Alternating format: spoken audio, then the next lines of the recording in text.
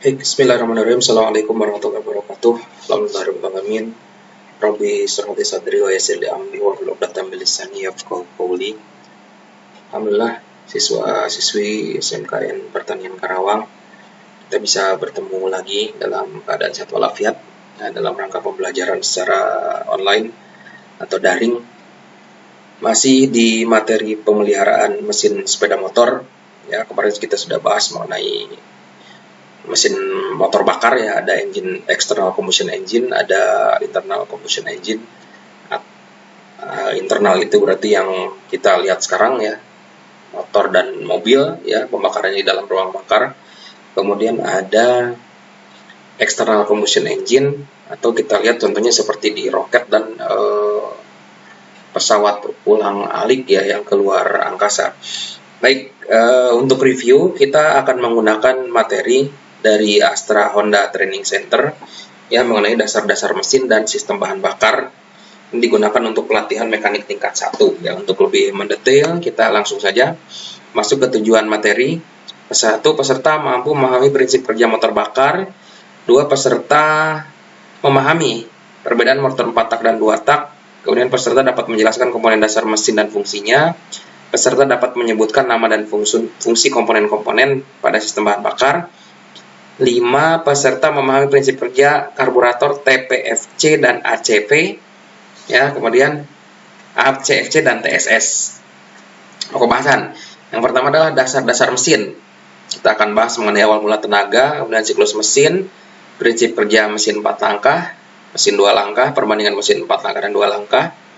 Kemudian materi yang kedua yaitu sistem bahan bakar, fungsi sistem bahan bakar, komponen sistem bahan bakar, dan karburator. Ya, bab 1, dasar-dasar mesin. Mengenai asal mula tenaga. Ya, ini mulai ada tenaga panas. Kemudian ada tenaga panas tadi dirubah menjadi tenaga gerak. Nah, ini yang berjasa. Tadi kemarin kita sudah bahas, ya. Dia ada pembakaran, ya, menghasilkan panas, kemudian gerak. Ya, hasil pembakaran, ya, bahan bakar menghasilkan panas.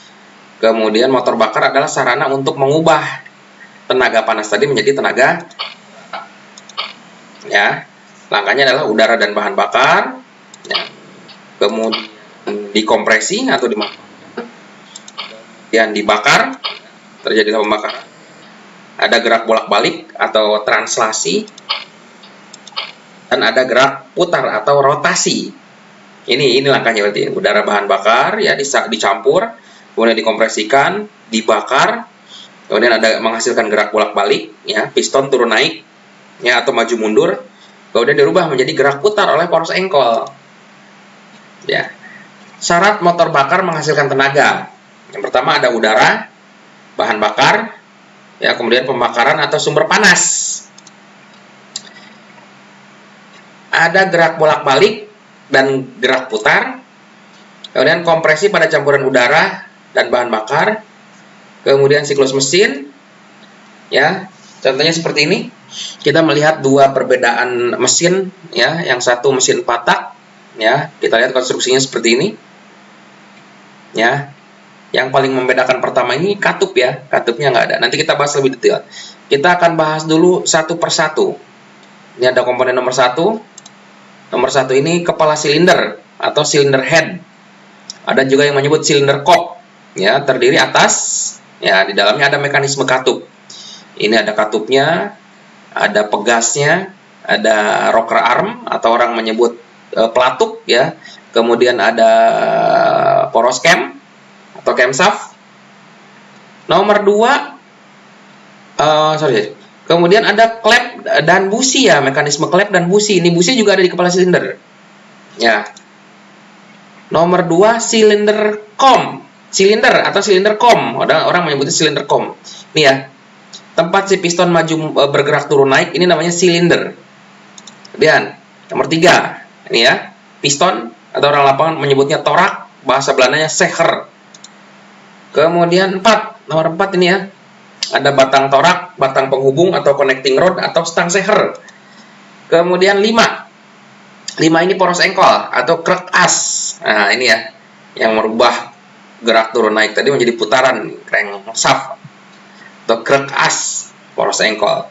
Nah, kita lihat komponen dasar mesin 2 tak seperti ini. Nomor 1 ada kepala silinder, cylinder head atau cylinder cope. Nah, bedanya apa? Tidak ada klep.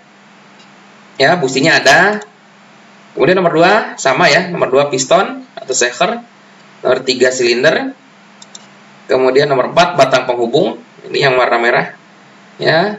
Yang kelima poros engkol. Nah, ini poros engkolnya. Next. Ini kita bahas siklus mesin. Siklus mesin ini satu, mengisi silinder dengan campuran yang mudah terbakar. Itu langkah hisap. Yang kedua, menekan campuran tersebut sampai pada volume tertentu. Itu langkah kompresi. Kemudian nomor 3, menyalakan campuran sehingga mengembang dan menghasilkan tenaga. Itu langkah usaha. Langkah 4, mengeluarkan gas-gas yang telah terbakar dari dalam silinder. Itu langkah buang. Ya. Lebihnya seperti ini. Ada langkah hisap, ya, intake, langkah kompresi, langkah usaha, dan langkah buang.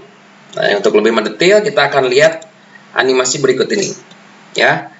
Ini mesin 4 langkah di bagian atas, ini engine bagian atas. Ada kepala silinder dan mekanisme katup, ya. Kemudian ada silindernya, ada pistonnya, ada connecting rod, ada crankshaft. Kita lihat. Kita akan klik langkah hisap. Anda lihat pergerakannya. Seperti ini. Ada beberapa fenomena yang terjadi.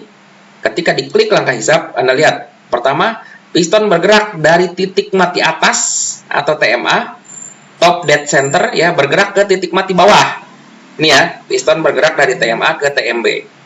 Kemudian langkah yang kedua adalah tadi pada saat sebelum diklik, ya, pada saat sebelum diklik, ini katup masuknya belum terbuka ya. Kita lihat sekali lagi. Katup hisap terbuka dan katup buang tertutup. Anda lihat. Ya, ulangi sekali lagi. Ya, katup buang, katup masuk terbuka, katup buangnya tertutup. Kemudian campuran udara dan bensin masuk ke dalam silinder melalui intake manifold. Kita lihat seperti ini. Nah, ini masuk ya. Ketika masuk, ini terbuka nih si katupnya. Jadi bisa masuk ke dalam ruang bakar. Itu langkah hisap. Ya, langkah pertama. Yang kedua, kita lihat. Langkah kompresi apa yang terjadi? Ketika terjadi langkah kompresi, piston bergerak dari titik mati bawah. Ya, piston bergerak dari TMB ke TMA. Titik mati atas, titik mati bawah ke titik mati atas. Ya. Kemudian fenomena yang kedua, campuran bahan bakar dan udara, campuran udara dan bensin dikompresi dalam silinder. Dimampatkan. Nah, Anda lihat. Tadinya warnanya biru, ya berubah jadi merah. Kalau dimampatkan, itu kan berdesak-desakan ya. Kalau orang aja dimampatkan berdesakan, panas ya. Apalagi ini bahan bakar dengan udara. Dimampatkan, ya. Kemudian katup hisap tertutup dan katup buang tertutup. Tujuannya apa? Kalau katup masuknya masih terbuka, maka terjadi nggak pemampatan? Bocor ya. Nah, dia akan keluar lagi ke sini. Jadi dia harus menutup supaya bisa mampat, rapat, dimampatkan itu. Nah, itu ya. Ulangi. Langkah kompresi. Anda lihat. Piston bergerak dari titik mati bawah ke titik mati atas. Kemudian katup buangnya tertutup. Saat yang sama katup buang tertutup, katup masuk tertutup, campuran udara dan bahan bakar dimampatkan atau dikompresi di dalam silinder. Ini langkah yang kedua. Langkah yang ketiga kita lihat langkah usaha. Langkah usaha ini katup hisap tetap tertutup, katup buang juga masih tertutup. Nah, terjadi pembakaran dalam silinder. Kenapa? Busi memercikan bunga api. Udara yang bahan bakar yang sudah dimampatkan tadi yang sudah panas ya, bertekanan tinggi dibakar, maka akan menghasilkan ledakan. Ledakan ini yang akan mendorong piston bergerak ke bawah dari titik mati atas ke titik mati bawah. Ya, ulangi sekali lagi. Nah, ketika terjadi ledakan ya, di akhir langkah usaha, katup buang ini udah mulai terbuka nih. Ya. Ini langkah yang ketiga, kita lihat langkah buang, piston bergerak dari titik mati bawah ke titik mati atas untuk mendorong gas buang keluar melalui katup buang yang sudah terbuka. Ulangi sekali lagi.